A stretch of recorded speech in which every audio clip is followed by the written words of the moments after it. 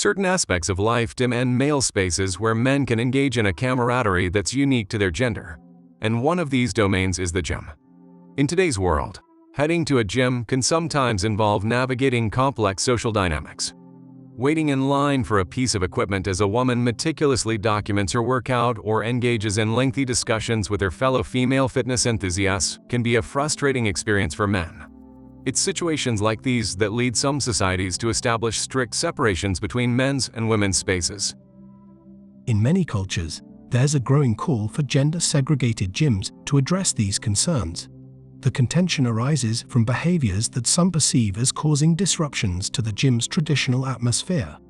While not all women engage in these actions, a few individuals who crave attention might record themselves during workouts, scrutinize their form or stretches, and discuss these videos with friends. This behavior can result in the gym becoming a less comfortable and focused environment for everyone, especially those seeking a dedicated workout. Home gyms. A home gym can offer a respite from such scenarios. With the privacy and comfort of your own space, you don't need to worry about inadvertently photobombing someone's video or feeling uneasy because you glanced in someone's direction, only to be accused of impropriety. Furthermore, home gyms eliminate the need for monthly membership fees and are accessible 24/7, catering to your workout schedule at your convenience. An unsettling incident further underscores these challenges. In a widely circulated video, a female gym influencer accused a legally blind man of leering at her and reported him for harassment. Even after it became apparent that the man was blind, he was ejected from the gym. This incident epitomizes the escalating tensions in shared gym spaces. What was once a predominantly male environment has become more diverse over the years. The increasing influx of women into gyms can be attributed to societal shifts and fitness becoming a more inclusive endeavor. However, this shift comes with its own set of challenges, primarily related to shared spaces and potential misunderstandings. Gym owners have a significant role to play in addressing this issue. Implementing dress codes and stringent filming policies can provide an effective means to regain a sense of equilibrium. By creating an atmosphere where the majority of customers feel comfortable, gym owners can avoid alienating their core clientele. While gender-segregated gyms might be an ideal solution, they can be challenging to sustain since many women frequent mixed-gender gyms for a variety of reasons. Ultimately, finding a balance that preserves the inclusive nature of gyms while upholding comfort and safety is crucial.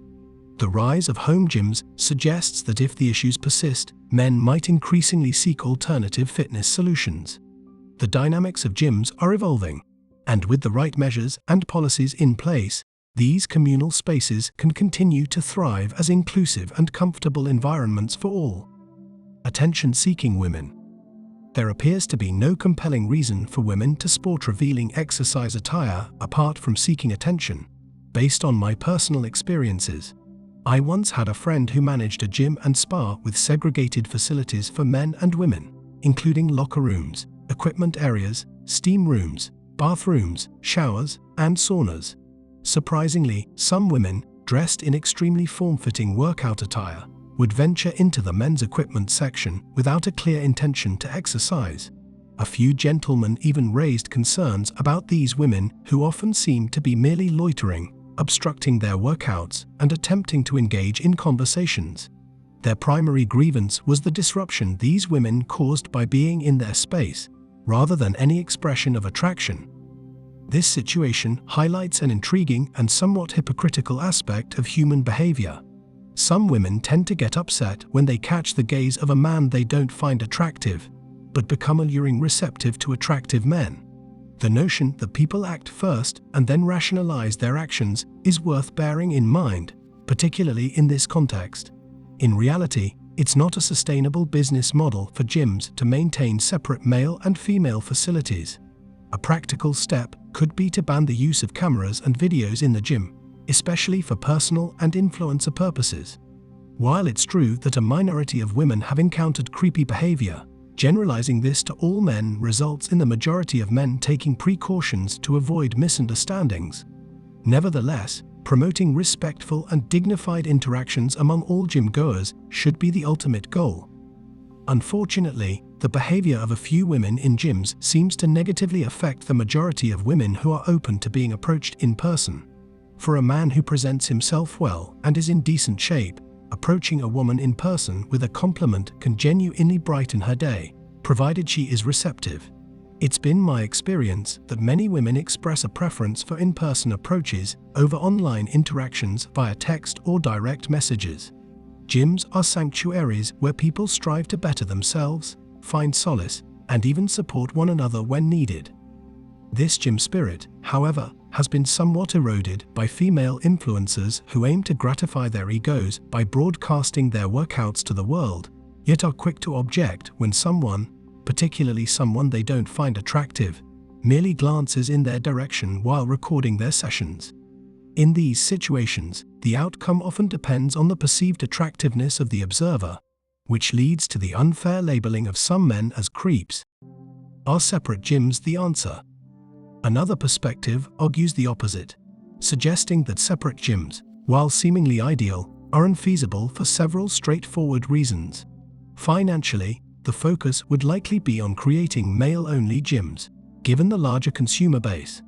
This approach would inevitably result in significant public backlash, primarily from women, who would perceive it as misogynistic, leading to legal repercussions for the gym operator. Conversely, if someone were to establish a woman-only gym, it might struggle to attract a sufficient number of women, as many frequent gyms, for the attention they receive from men. In this scenario, the gym could encounter financial difficulties and potentially have to close down within months, accumulating insurmountable debt. To make such a concept work, it might need community-based funding, as men would be less likely to object to this arrangement compared to women. It's disheartening that an issue of this nature has become prevalent in our society today, though not entirely surprising given the upheaval and controversies of the past 2 decades. It appears that our society is not advancing. Rather, we're regressing in many ways. For men, it's essential to establish and communicate their boundaries rather than entirely avoiding interaction with women. Open communication can bring about the necessary changes. The expectation should be that any person recording anything at the gym, regardless of gender, is treated as invasive, publicly criticized, isolated, and reported to gym management and the authorities, fostering a sense of shared responsibility. This approach mirrors the shift in behavior that men have experienced due to the increase in women recording in gyms.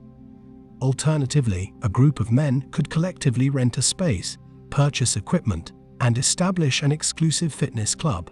By hiring personal trainers and contributing to their salaries, utilities, and rent, such a setup could ensure a peaceful, focused, and distraction-free workout environment. While it may seem costly initially, the benefits of avoiding unnecessary disruptions make it a worthwhile investment. It's indeed an interesting world we live in. Gyms were traditionally sanctuaries for personal growth, reflection, and self-improvement. However, today, visiting the gym can often feel like a challenging task. It's not uncommon to encounter women with cameras or smartphones mounted on tripods, recording every aspect of their workouts for social media and dating profiles. While this is their prerogative, a mere glance or the need to use equipment they've occupied can lead to unjust labeling as a creep. In this context, home gyms make considerable sense for men seeking a peaceful workout environment. And that's it for today on Sigma Traits.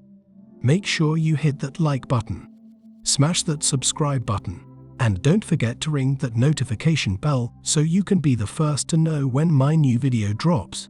Let us know your thoughts in the comments below. See you all tomorrow.